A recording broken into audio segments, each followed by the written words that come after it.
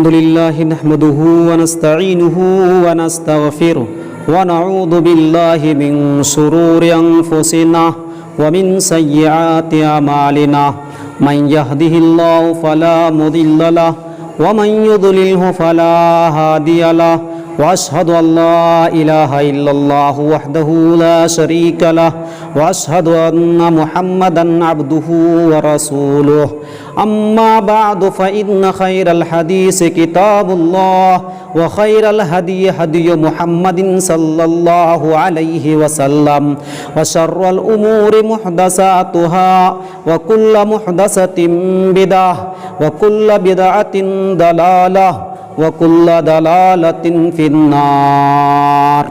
أعوذ بالله السميع العليم من الشيطان الرجيم. بسم الله الرحمن الرحيم.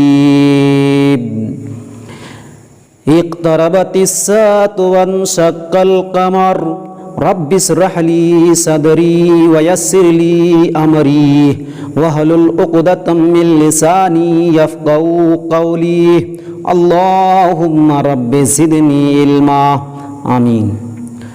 معزز سامعین کرام، اللہ رب العالمین کی توفیق سے آج آپ لوگوں کے سامنے جس موضوع کو لے کر حاضر ہوا ہوں وہ ہے قرب قیامت. قیامت کی نشانیاں اور نشانیوں میں سے چھوٹی چھوٹی نشانیاں. ایک علامت کبریٰ ہے جو آخری وقت میں یہ نشانیاں ظاہر ہوں گے، بڑے بڑے نشانی، اور ایک ہے علامت صغریٰ، چھوٹی چھوٹی نشانیاں.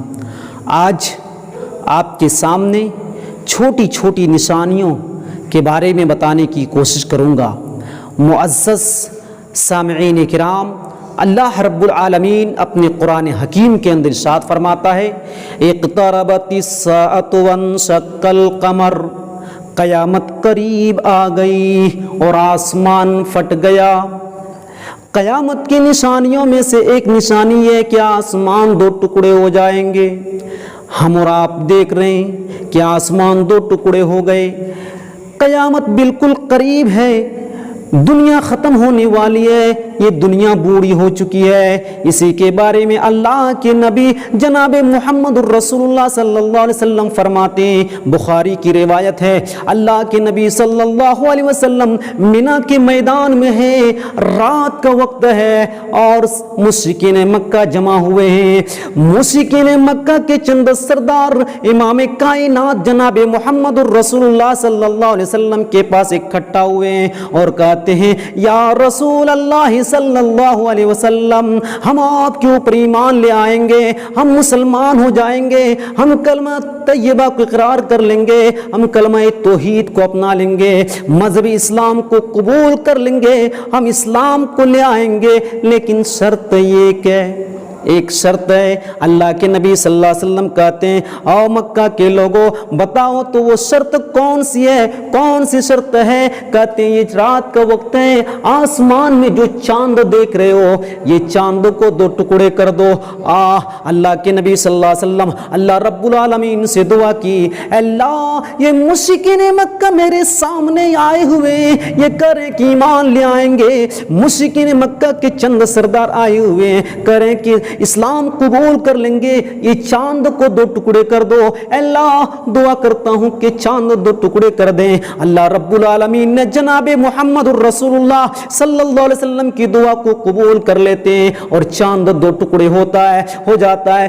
چاند کو دو ٹکڑے کر دیتا ہے. مشرکین مکہ جو وہاں بیٹھے ہوئے اپنی آنکھوں سے دیکھتے ہیں کہ آسمان میں جو چاند ہے یہ چاند دو ٹکڑے ہو گئے. ان لوگوں کو تو مشرکین مکہ کو ایمان لانا چاہیے تھا، لیکن کیا کہنے لگے، اے محمد ہم کو تو لگتا ہے کہ اس میں بھی جادو کر دیے ہو، ہمیں تو یہ یقین تھا کہ زمین کی چیزوں کے اوپر تم جادو کرتے ہو، لیکن ہمیں یہ یقین نہیں تھا، ہمیں یہ معلوم نہیں تھا کہ تمہارا جادو آسمانوں کے اوپر بھی چلتا ہے، تمہارا جادو چاند کے اوپر بھی چلتا ہے. اور وہاں سے ہٹ گئے. اسی کے بارے میں اللہ فرماتا ہے اقتربت الساعۃ وانشق القمر، قیامت قریب آ گئی اور آسمان پھٹ گیا، چاند دو ٹکڑے ہو گئے۔ یہاں اعتراض کرنے والا اعتراض کرتا ہے کہ یہ چاند جب دو ٹکڑے ہوئے تو کیا صرف اور صرف مشرکین مکہ ہی کو معلوم ہوا، مکہ کے لوگوں ہی کو پتا چلا، اور دنیا کے لوگوں کو کیوں نہیں پتا چلا کہ یہ چاند صرف مکہ کے لوگوں کے لیے ہے اور لوگوں کے لیے نہیں ہے؟ چاند الگ ہے، مکہ کے لوگوں کا الگ ہے، امریکہ کے لوگوں کا الگ ہے، چائنا کے لوگوں کا الگ ہے، ہندوستان کے لوگوں کا الگ ہے۔ سوال یہ کرتے ہیں، اعتراض یہ جتاتے ہیں، جب چاند دو ٹکڑے ہوئے تو اور پوری دنیا کے لوگوں کو معلوم کیوں نہیں ہوا؟ اس سوال کا جواب یہ ہے، بھائی پتہ کیسے چلتا؟ یہ چاند جب دو ٹکڑے ہوئے تو ان لوگوں کو کیسے معلوم ہوتا، پوری دنیا کے لوگوں کو؟ کیونکہ آدھی دنیا میں رات ہوتی ہے تو آدھی دنیا میں دن ہوتا ہے، جہاں دن ہوتا ہے وہاں تو سورج نکل رہا ہوتا ہے، ان کو کیسے پتہ چلتا ہے؟ اب یہ اعتراض کرنے والا یہ اعتراض کرتا ہے کہ جب رات ہوتی ہے تو ان لوگوں کو کیوں نہیں پتہ چلا؟ کیا یہ بات ہوئی کہ صرف مکہ کے لوگوں ہی کو معلوم ہوا؟ تو اس کا جواب یہ ہے کہ لوگ جب رات میں ہوتے ہیں تو وہ سو رہے ہوتے ہیں، آرام کر رہے ہوتے ہیں، چاند کی طرف نہیں دیکھتے ہیں۔ بہت مشکل، ہم اور آپ چاند پہ کہاں غور کرتے ہیں؟ تو جو مشرکین مکہ تھے، اللہ کے نبی صلی اللہ علیہ وسلم کے پاس آئے تھے، وہ لوگ چاند دیکھ رہے، تو ان کا اعتراض بھی بالکل غلط ہے۔ اسی کے بارے میں اللہ فرماتا ہے، اقتربت الساعۃ وانشق القمر، قیامت قریب آ گئی اور آسمان پھٹ گیا، چاند دو ٹکڑے ہو گئے۔ اور دوسری نشانی اللہ کے نبی جناب محمد الرسول اللہ صلی اللہ علیہ وسلم فرماتے ہیں، یہ بھی بخاری کی روایت ہے، اللہ کے نبی فرماتے ہیں، بعثت انا والساعۃ کہاتین، میں اور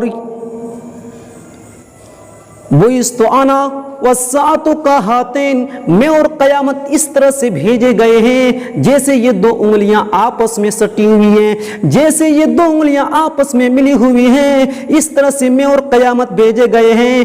اے میرے صحابہ، اے میرے ساتھیوں، میں دنیا میں آ گیا ہوں، یہ دنیا کی عمر کم ہوتی چلی جا رہی ہے، یہ دنیا کی عمر کم ہو گئی، یہ دنیا بوڑھی ہو گئی، یہ دنیا ختم ہونے والی ہے، یہ دنیا فنا ہونے والی ہے۔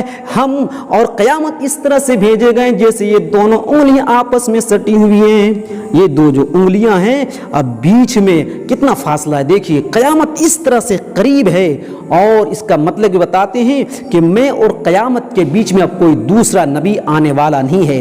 اور سارے حدیث لکھتے ہیں کہ یہ جو دو انگلی ہے، بڑی جو انگلی ہے، یہ زمانہ آدم سے لے کر جناب محمد الرسول اللہ صلی اللہ علیہ وسلم تک کا زمانہ ہے، اور یہ جو چھوٹی انگلی ہے یہ نبی کریم صلی اللہ علیہ وسلم سے لے کر کے قیامت تک کا زمانہ ہے۔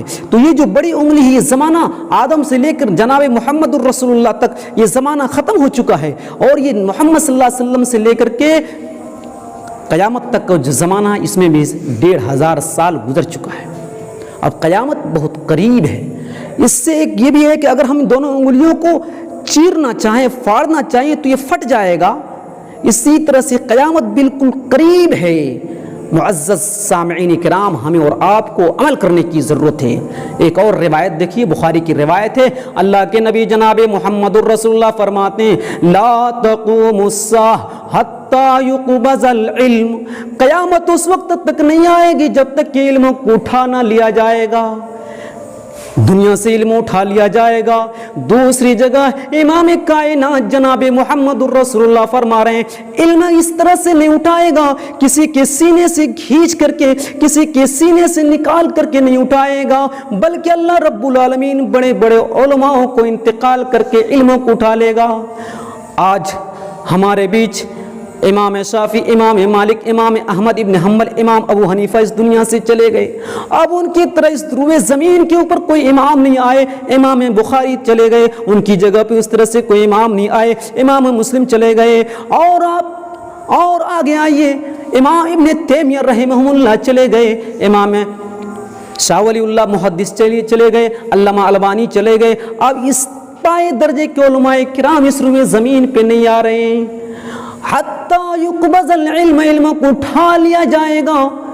آگے اللہ کے نبی صلی اللہ علیہ وسلم فرماتے ہیں، وَتَكْسُرُ الزَّلَازِلِ، اور روئے زمین کے اوپر زلزلے بہت زیادہ ہوں گے، کبھی یہاں بھوکمپ، کبھی وہاں بھوکمپ، کبھی یہاں زلزلہ، کبھی وہاں زلزلہ۔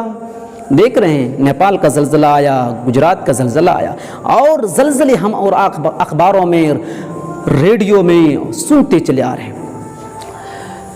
آگے اللہ کے نبی جناب محمد الرسول اللہ فرماتے ہیں تیسری نشانی اس روایت کے اندر، اس حدیث کے اندر، پہلے تو ایک علماء کرام کو اٹھا لیا جائے گا، دوسری نشانی یہ ہے کہ اس روئے زمین کے اوپر زلزلے بہت زیادہ ہوں گے، وَيَتَقَارَبَ الزَّمَانِ، تیسری نشانی یہ ہوگی کہ وقت بہت تیزی کے ساتھ جانے لگیں گے، سال مہینے کی طرح گزرنے لگیں گے، مہینے دن کی طرح، اور دن گھنٹے کی طرح، گھنٹے سیکنڈ کی طرح جانے لگیں گے، یعنی اس زمانے کی برکت ختم ہو جائے گی۔ وَيَتَقَارَبَ الزَّمَانِ، زمانہ بڑی تیزی کے ساتھ گزر رہا ہے۔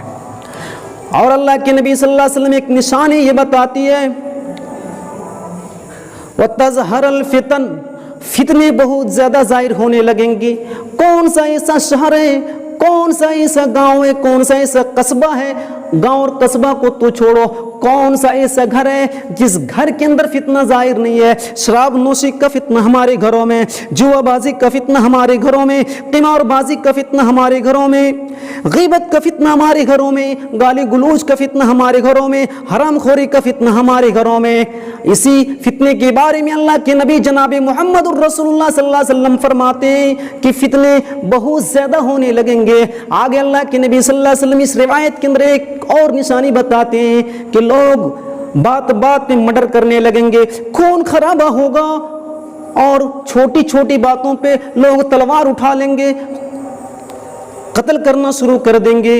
آج دیکھ رہیے ماحول معاشرے کے اندر یہ نشانی ہم اور آپ اپنی آنکھوں سے دیکھ رہی ہے، نشانی ظاہر ہو چکے ہیں۔ معزز سامعین کرام، تو ہمیں اور آپ کو یہ اپنے اندر عہد کرنا چاہیے کہ دنیا ختم ہونے والی ہے، دنیا ختم ہونے سے پہلے، فنا ہونے سے پہلے نیک عمل کر لیں۔ اللہ رب العالمین سے دعا گو ہوں کہ رب قدیر ہم تمام مسلمانوں کو کتاب اللہ اور سنت رسول پہ چلنے کی توفیق عطا فرما۔ وآخر دعوانا الحمدللہ رب العالمین، والسلام علیکم ورحمۃ اللہ۔